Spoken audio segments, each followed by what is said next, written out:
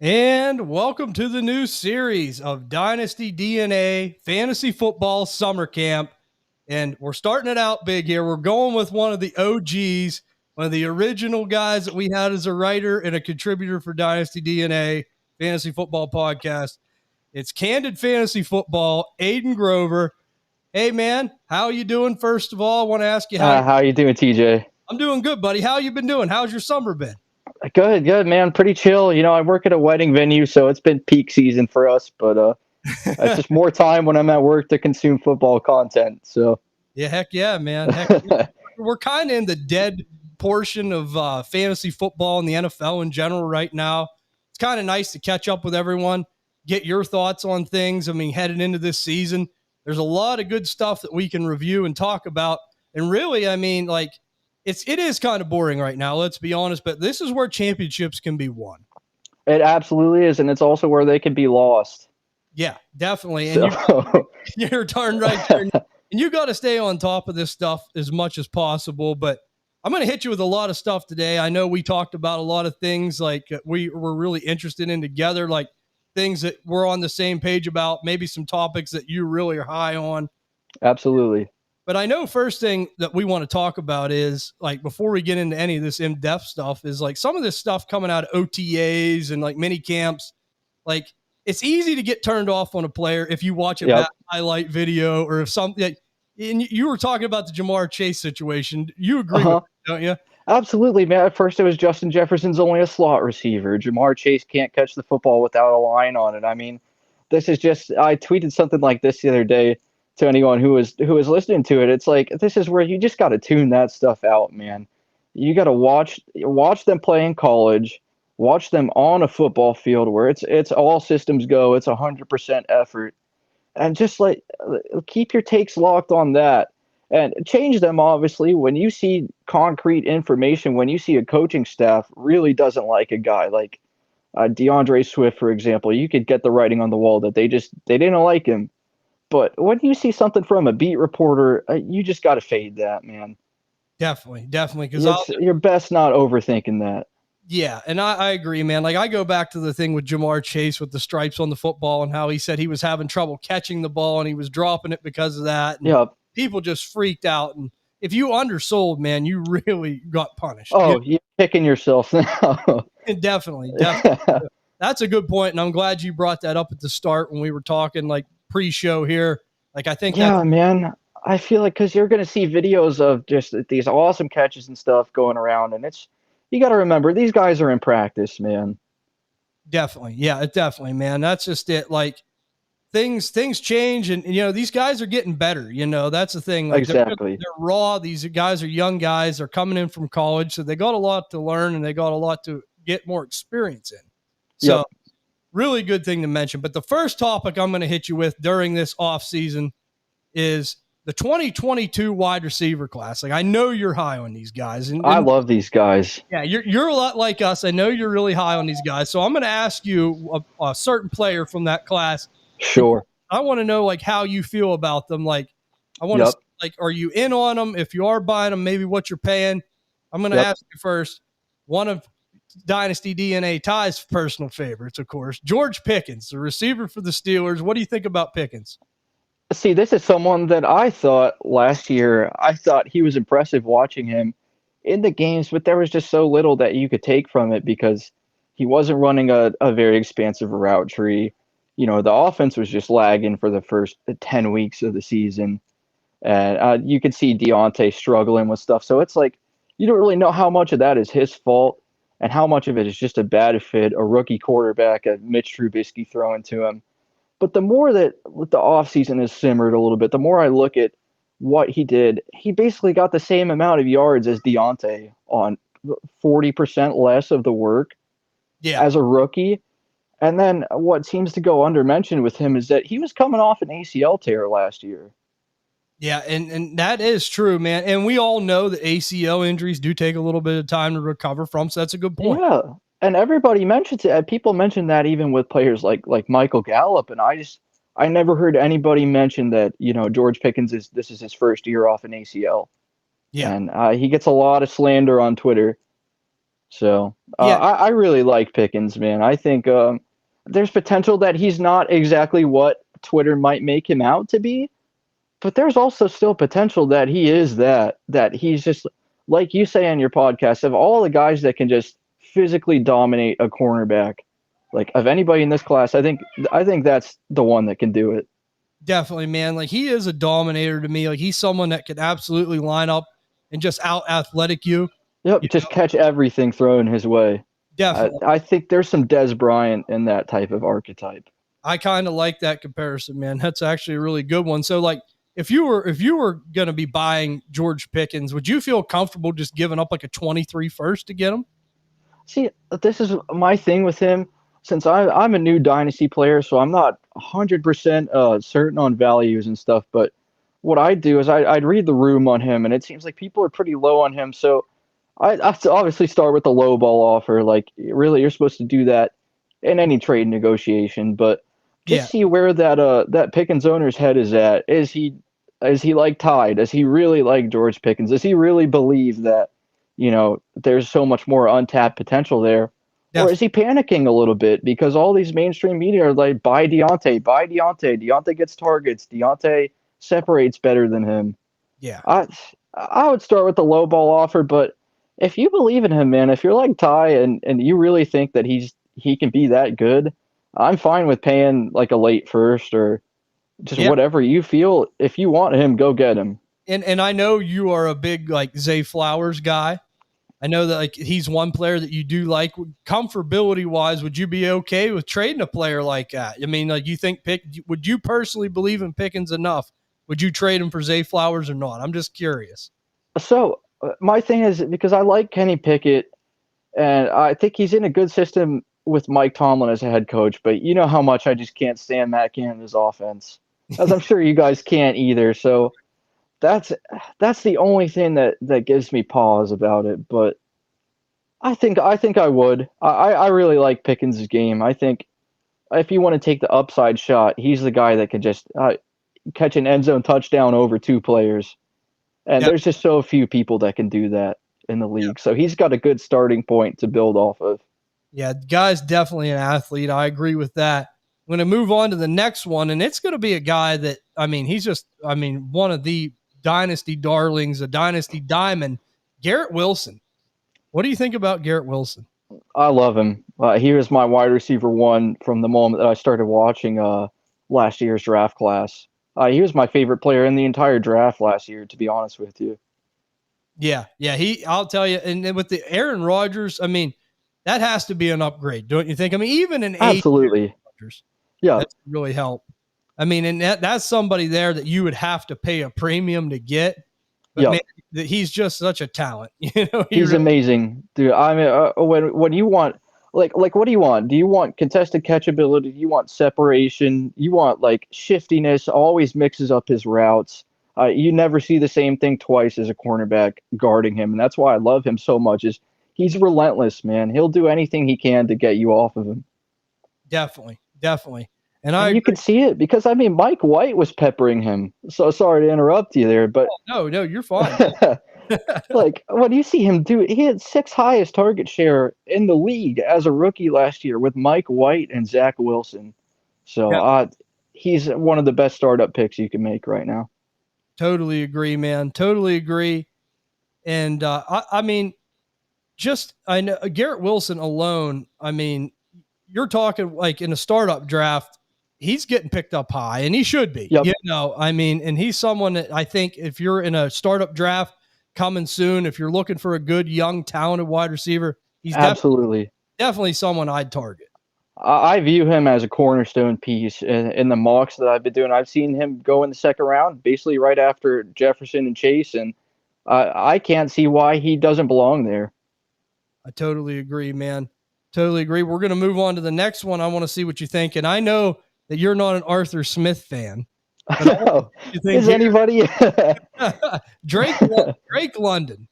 What do you It's think? just another guy that I love, man. It's just situations. It's like George Pickens, man. They kind of have a similar skill set too, and I think that the scheme is just really holding these guys back. So you just have to be patient with them. Definitely, man. I totally agree. And Chad said that he loves Wilson, but Rodgers is such a diva. Yes, absolutely, man.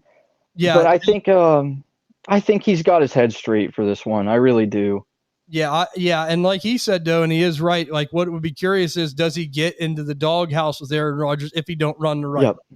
Uh-huh. But Drake London, going back to him, we all know with this running offense, or is he someone you still believe in? Because I love Absolutely. I love the film. Like, are you willing to wait this out? Like in a startup draft, Absolutely. you feel comfortable picking him?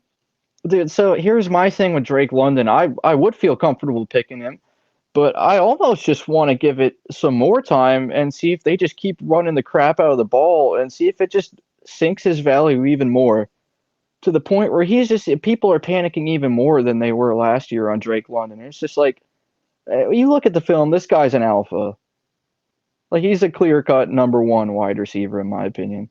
Totally. Definitely agree. So, I think that a lot of people are giving up on him. I don't think you should give up on him. And if you do have him, I would not sell him cheaply. No, exactly. I don't know if I think they're giving up on him. I think they're getting a little bit more nervous that, like, when are we going to see this? It's taken Kyle Pitts 2 years now. We haven't really seen much from him. But Definitely. I love London, man. Yeah, he's a great receiver. Yep. And you, like I said, you got to hold on. You can't sell too cheaply. I like Drake London as well. And this next guy is just someone that, like, wasn't in love with the film, but boy, had a great season last year. Chris Olave. Yep. With the new upgrade with Derek Carr, are you in on him then? I am. I think with him, it's like, I don't know if you can expect the same upside from a guy like Chris Olave as you can with Garrett Wilson. But if you just want a safe pick, if you want not to compare him exactly to like a Keenan Allen, but I think you could see similar production from the two is what I'm trying to say. Definitely. And I know you're a Cowboys fan.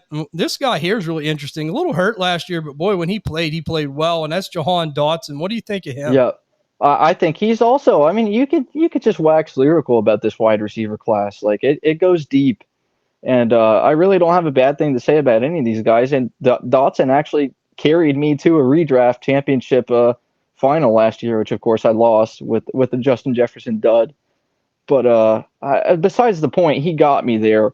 And when I was watching him, because you're watching these games when you're in the fantasy playoffs, and you're seeing how your players are actually looking on film, and he's getting open, he's making contested catches, he's making one-handed grabs.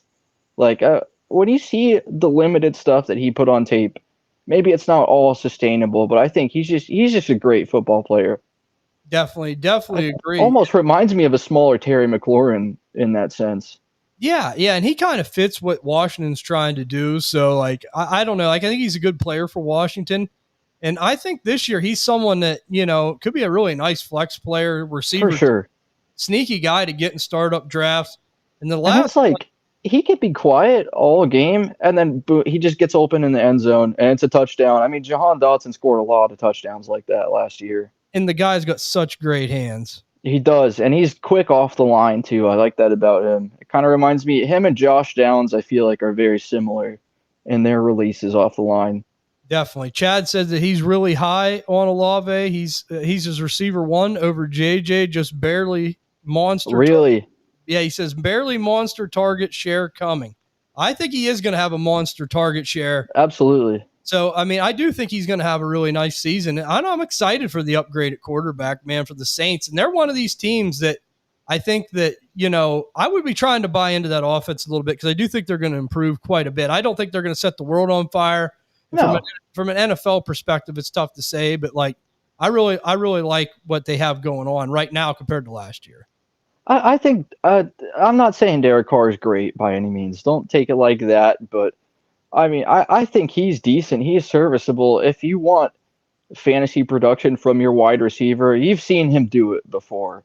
Right. And I mean, you saw him do it last year in arguably his worst season as a Raider. So totally. So I'm not worried about Derek Carr being an issue. Definitely. Last question, though. Last one on the list is Christian Watson. This is a player that Andy is really high on coming into. I've seen. Yep. He really thinks he's going to have a nice season, real sneaky, quiet, good, maybe high-end receiver 2 type of season. So what do you think of Christian Watson? So this stance goes for him and Jaden Reed, who I know kind of all of us love. Yeah. But it's going to depend on Jordan Love really to see what kind of outcome you can unlock with Christian Watson. But it makes me wonder how much of that last year was Aaron Rodgers just making him hyper efficient, because he is kind of a limited application player. You can't run him on a ton of routes, but the ones that he does run, he's super effective on. Yeah, yeah, definitely. And I want to ask you this. Like, we're all thinking Christian Watson's going to be a sneaky player too. But if you had to pick one of these guys, taking away Garrett Wilson and Chris Mm-hmm. Olave, if you had to pick one of them between Pickens, London, Dotson, and Watson, who would you take? If you had to pick one. I'd say my top two are probably it's probably London's definitely number one. Second, I'll go Pickens. You're going to go Pickens at number two? Yeah, for the upside, I think. I think his upside's just Christian Watson's more boom or bust. I just Pickens was clutch last year, and people don't give him credit for that. I was excited to see who you would go with. I figured it would probably be London, but I wasn't totally sure. So I think he's the most talented of right now of that group that you laid out for me. But nice. I really like the alpha and Pickens game. I know that's cliche, the dog in him and all that, but that stuff matters, man. Yeah, it does.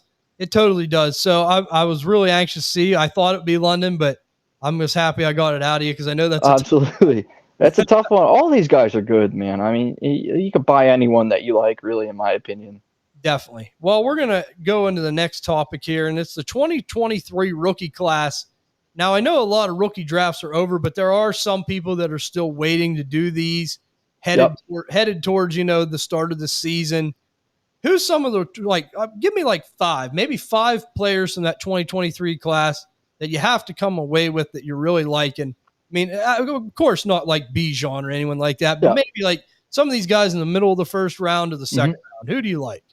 Well, my favorite quarterback is C.J. Stroud. I think I've made that pretty clear, but I also love Anthony Richardson. But if you just want to literally take a guy and just thrust him into your starting lineup on day one, I think Stroud's your guy.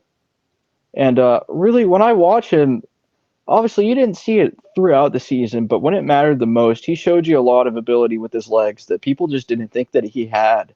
Yeah. And when you think the type of defenses that he is going to face in the NFL, they're going to make him scramble like that, and they're going to make him use his legs, and he's more than capable of doing it. So I think there's also a sneaky element of like, what if he does run more? I mean, Justin Fields didn't run anywhere near as much as he does in the NFL and college. Right. CJ Stroud's someone we like too, man. I mean, I know I personally still have him as my quarterback one in that. Me too. Class. Pristine pocket passer too. Yeah. And the thing is, man, is Andy, I know, and Muscles really are high on Anthony Richardson. They like the upside, but yeah, like as far from a pure passer sense, CJ Stroud offers you a lot. He does. I think he could just make any throw that you want him to make, and maybe he can't put it on an absolute rope on a deep ball every single time, but if you're talking like layered throws, you're talking at putting it where his receiver can get it, all that kind of like what he was doing on tape. And when I watched him against Georgia live, it's like those are NFL throws, man. And those are throws that he's going to have to make on Sunday. And he showed no problem doing that. Definitely. I agree with you. So who's another player you like? Rookie. This one, obviously, again, if you know me and if you follow this podcast at all, pretty much, again, all of us are high on Kendre Miller. So that's one that maybe a little bit later in your drafts, but as far as running backs go, spare me the Gibbs stuff. I'll just take Kendre. Multiple picks later. Yeah, and I love Kendre, and I think that's a really good value pick in startups. Right. I think so too. I don't think Kamara is really much of a factor, man. No, I don't either. And if you're looking for a sleeper running back that maybe you can hit on, especially in middle, late end of the season, Kendre Miller is a good one to get. I really like him as well. When he first went to New Orleans, I wasn't wild about that. Me either. It's growing on me. It is for me too. And you know what's interesting, man? During the process, I was listening to you guys describe him. I was watching the tape and everything, and I was like, is there a little bit of Jonathan Taylor in his game? And I look up, I just happened by happenstance to search Kendre Miller and Jonathan Taylor's name together on Twitter. And lo and behold, I find a clip of Kendre almost comparing himself to Jonathan Taylor. So I thought that was really cool. And I Nice. think that that's obviously that's such a lofty expectation to put on him. I just think in fantasy you got to think about range of outcomes, and if he has that in his range of outcomes, you're going to be really happy that you picked him. Definitely agree, man. So you're high on Kendre. Is there Love him. another guy you like? Again, Jaden Reed. I love Jaden Reed. Probably really my favorite sleeper of this draft, if you even want to call him that anymore.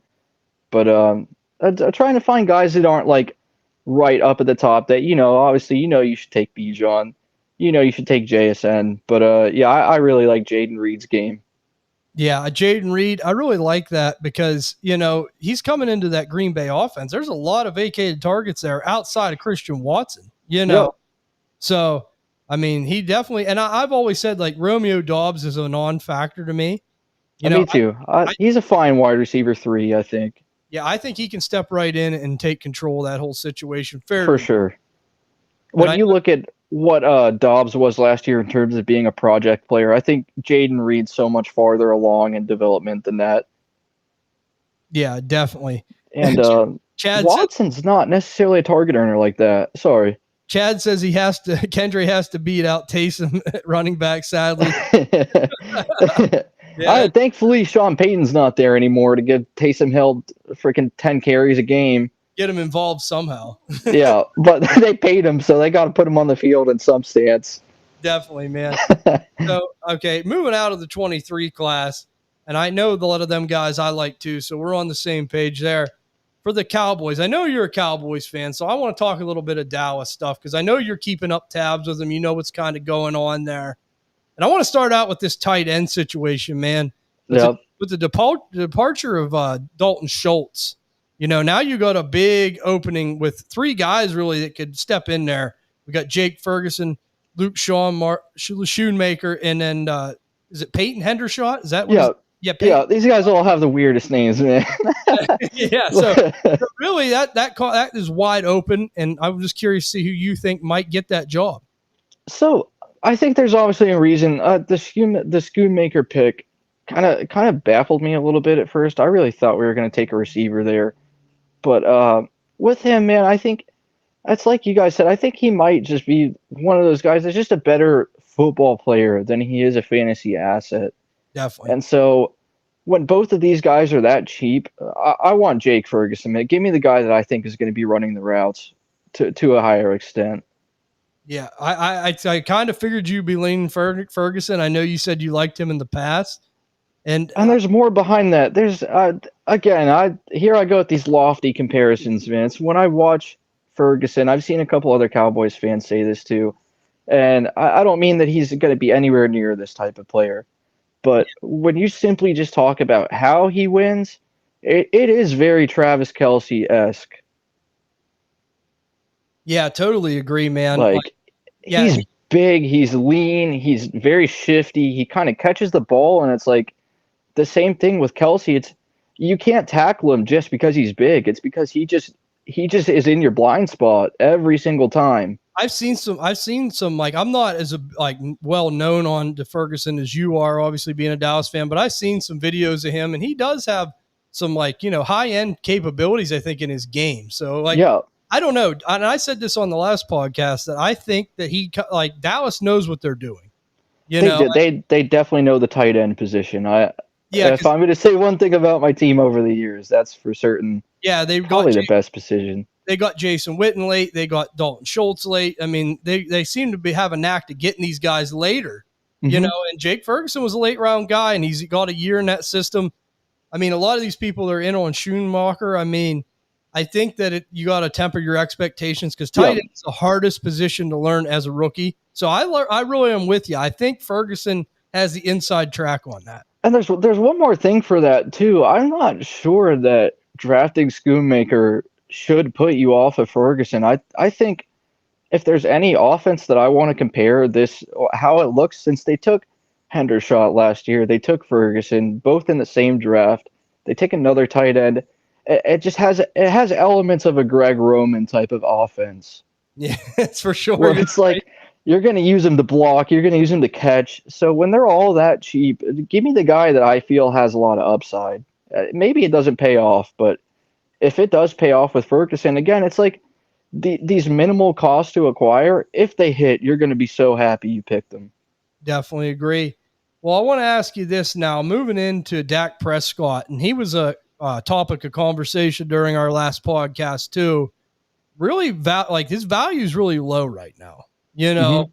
So, I mean, we're really in on him. I think you could get him fairly cheap, and I think it could be a really good move. I do like the addition of Brandon Cooks coming in. I do too. And I think that, they're going to be able to sling it around pretty good this year. Do you think he's capable of finishing in the top 7 or around there? To be honest, not to sound like a homer, I think he's capable of being a top 5 quarterback. It's just like, do they want him to throw that much? Because when we've seen it, man, when they let him air it out, I mean, you had Amari Cooper getting 30 points a game in fantasy. You would have CeeDee Lamb getting 35-point games. It's like Dak has an elite fantasy ceiling. It's just the system, they want to run that ball. I know McCarthy is so committed to running the ball that it's like, I'm just not sure he's going to get the passing volume to do that. But then again, you have to think like this is a tough division, man, and he's probably, regardless of what McCarthy wants to do, he's going to have to throw the ball. Definitely. So if I had to peg you down right now, Dak Prescott, where would you put him? Like after, let's say the 2023 season's over, Mm-hmm. where would you put him in the rankings? Where do you think he finishes? If you had to guess. I'd put him as a low end QB1. I think I'd put him probably right where you said, maybe like QB6, 7. 7 in that range. I have confidence. I think he can be around there too. So I was really anxious to see what you thought. Another thing dealing with Dallas is the Ezekiel Elliott situation. Zeke, we all know, is a free agent. There's big rumors that he could possibly be back in Dallas. Mm-hmm. Do you think that's possible, or do you think he signs somewhere else? And if he does, where do you think? Well, I think it's a no-brainer if we're not going to sign anybody else. I mean, it can't be Ronald Jones. It just can't be. So I'm all for getting Zeke back, man. I think you just give him like this niche role of it's short yardage. Maybe he can't bust these long runs, but he can bang between the tackles and he can get you those goal line touchdowns. And I think last year showed that split that they had with him and Pollard was just perfect. I think that's the model backfield where each guy touches the ball about 50% of the time, and they both have specific roles, but they're not tells. Like, you don't have them on the field, and it's just like, okay, Zeke's in, it's going to be a 1-yard rush. Like, all right, Pollard's in, he's going to catch a pass. Like, any of them could get the ball in any way, shape, or form, but they're also kept healthy from that touch share, and like their best skill sets are maximized by that. So I'm all for bringing Zeke back, man. And by the looks of it, it doesn't seem like there's much of a market for him elsewhere. That's it, man. Like we heard when he was first cut Philadelphia, Cincinnati. I mean, this was all flying around, and he has not landed anywhere yet. So I don't know. I think that's the most logical thing that he lands back in Dallas. But if there is one spot, if you had to guess, where do you think? I mean, what do you think's possible if you had to pick one team? Minnesota, I think.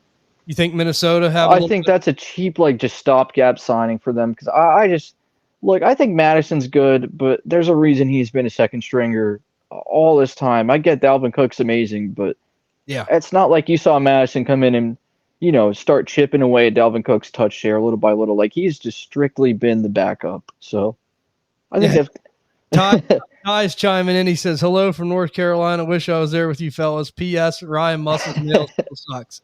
Yeah, we know. Yeah, those two are cutthroat, huh? Yeah, they are. Ty, and he has the Byron Munich logo in the chat. I know you'd appreciate that. Hey, nice. Yeah, there you go. Yeah, me and TJ were just talking some soccer before this went on air. So that's right. That's right. Juventus is number one in the Italian. But even though that we got deducted all the points, but we're going to move over to the different people that you have to have, like coming into this. Like I said, we're getting close to the startups now. The startups. We are. We're right there. So I know we're in a couple together that are starting soon. So yeah, we are, man. So it makes it fun. But I got to ask you this: coming into the startup season, one quarterback that you have to have that you got to come away with. Who is it? I'm going to say Trevor Lawrence, to be honest. I think I've really been feeling him lately. I'm trying not to, project too much. I don't want to think that like Calvin Ridley's going to come in and just be like the A.J. Brown to Jalen Hurts. Definitely. But I think Trevor Lawrence showed you a lot last year to rally that team. And really, we act like they had a good pass catching core. I feel like everybody thinks that he had a lot of weapons, but it's Christian Kirk, man, Zay Jones, and the corpse of Evan Ingram. I mean, it's not like those guys elevated Trevor Lawrence. He elevated them. Yeah, definitely, man. And in a dynasty startup, like I love that. I love that pick. Like he could be a cornerstone for you forever. Oh, And I've said it, Jacksonville's on the rise. I'm trying to they buy are. Jacksonville as much as possible. And you know what I like with Trevor Lawrence? It's the same thing I like about Kenny Pickett, man. It's like they don't come off the tape and like you're like, wow, all right, this guy's mobile. But when you get near the goal line, like they're big enough to where they can give you 7 or 8 goal line touchdowns a season. Yeah, for sure. And those are difference make. Those are 6-point touchdowns in fantasy leagues. So rushing upside for sure. Mm-hmm. I agree with that. So now I'm going to ask you the same thing as a running back. Who's one running back that you got to come away with? I know that you do your favorite series. I know you're a Jonathan Taylor guy. Am I on the right track? You are. It's kind of along the archetype of him. Not as luxurious as Jonathan Taylor, but it's the guy that I'm publishing this article for tomorrow. Probably it's David Montgomery. Nice. I like it. Yeah, that's my go-to. Yeah, you know that Dan Campbell wants to run the ball in Detroit. And I do think he's going to get a lot of opportunity. Even with Gibbs there, I do think that David Montgomery's going to get a lot of opportunity.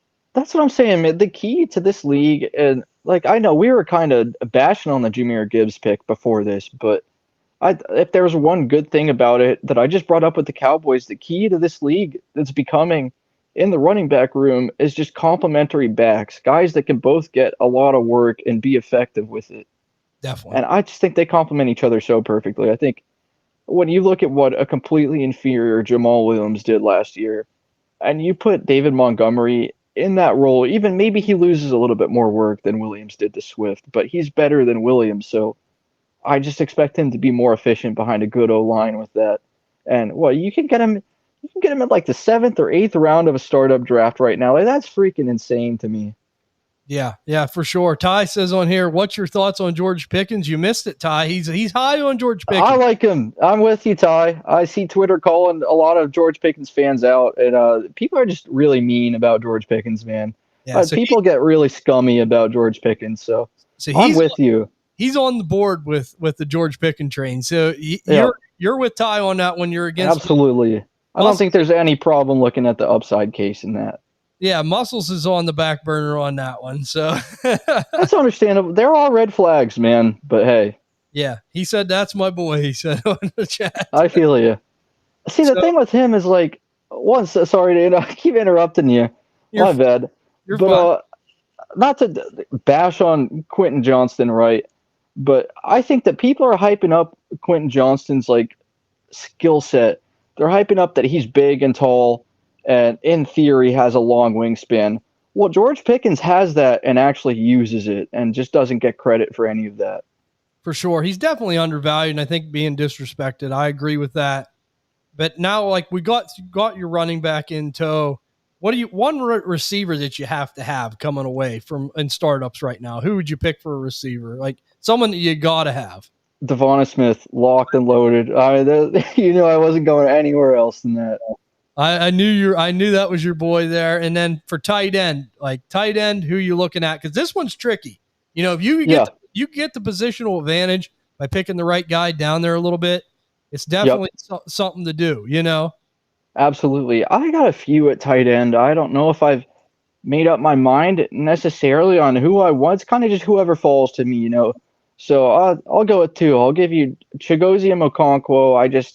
I think whenever you can be a top 2 target, and this is the theme for the guy that I'm going to mention next, when you're a top 2 target, theoretically on your team, I want you on my fantasy team. You know, if you're a tight end and you were first or second in the pecking order, then you're going to have a lot of value.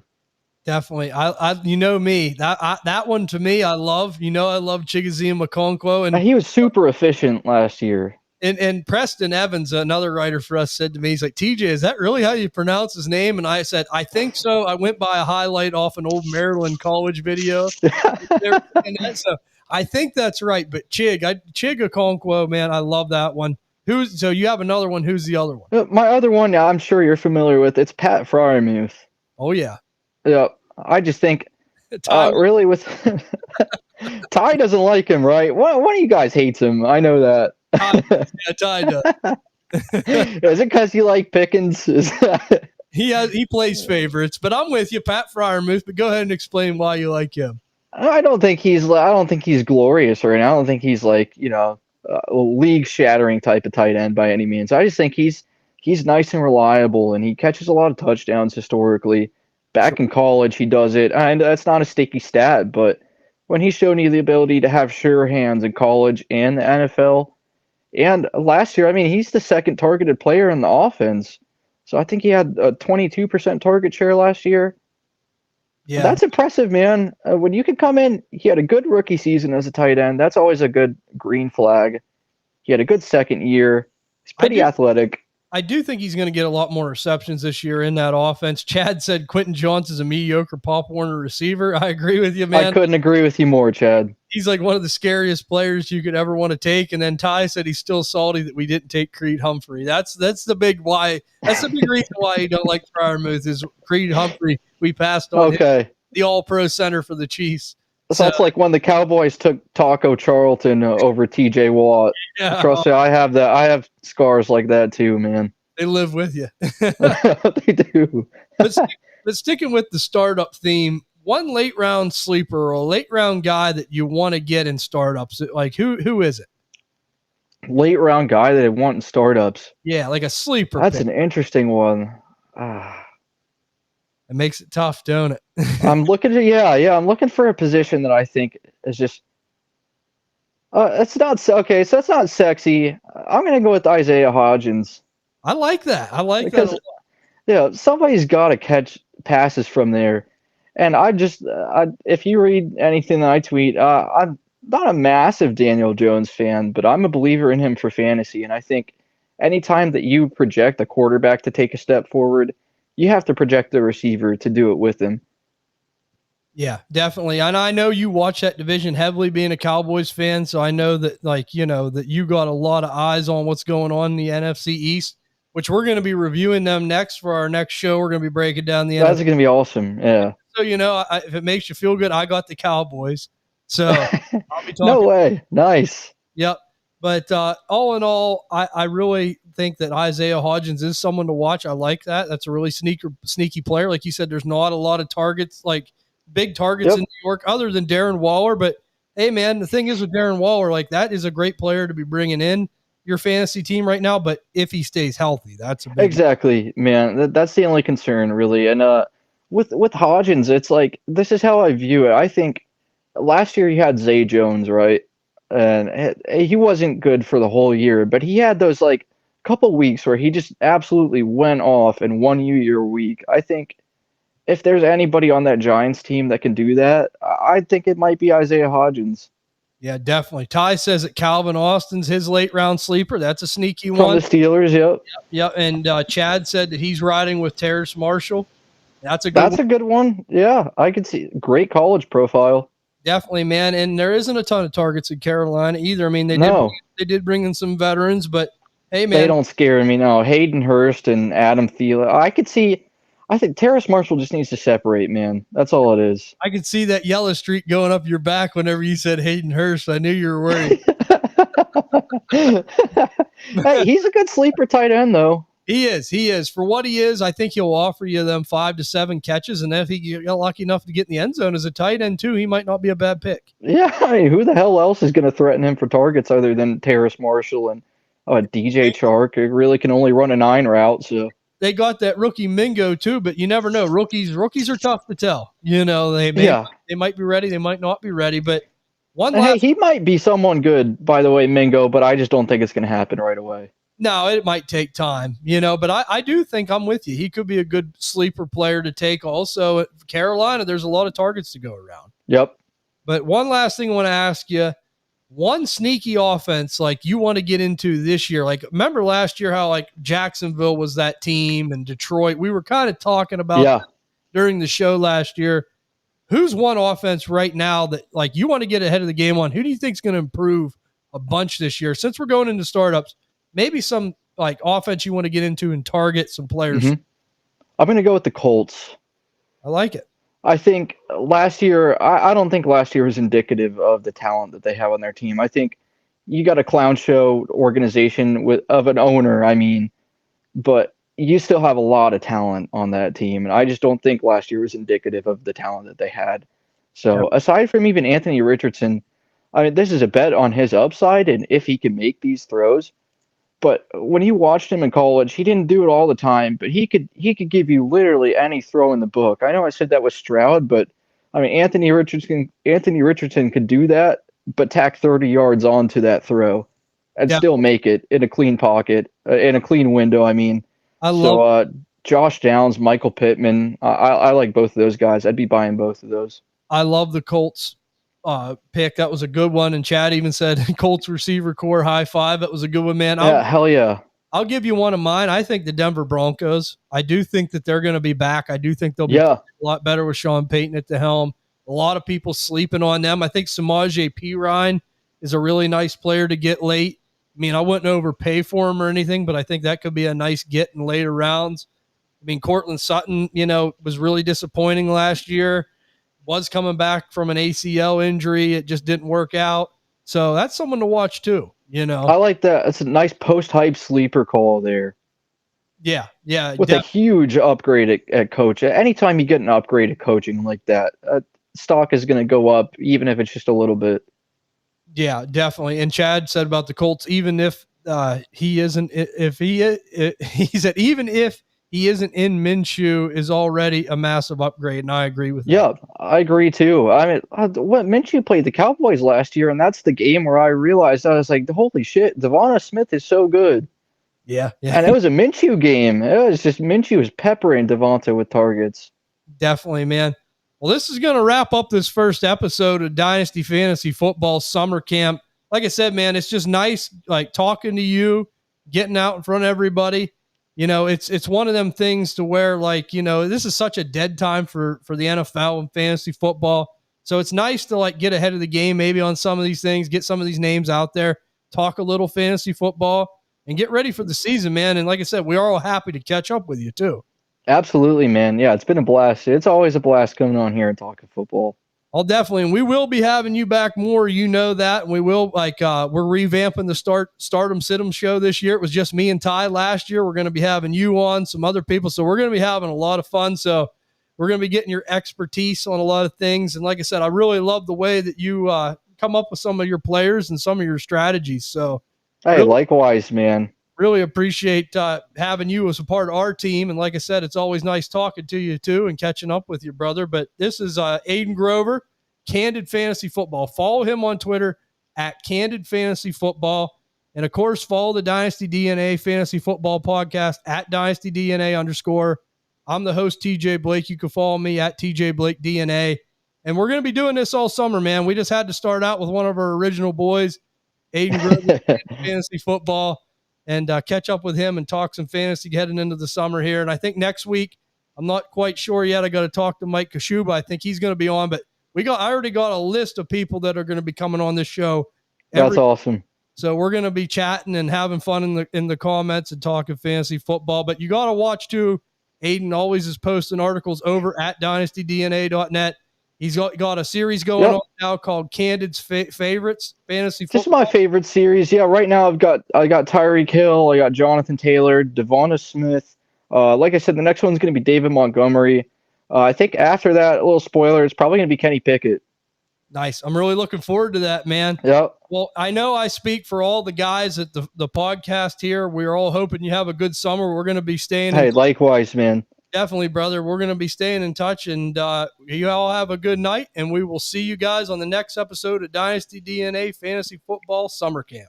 Thanks for tuning in, guys. Appreciate you, TJ. Talk to you soon, man. Appreciate you, brother. See you guys. Nice.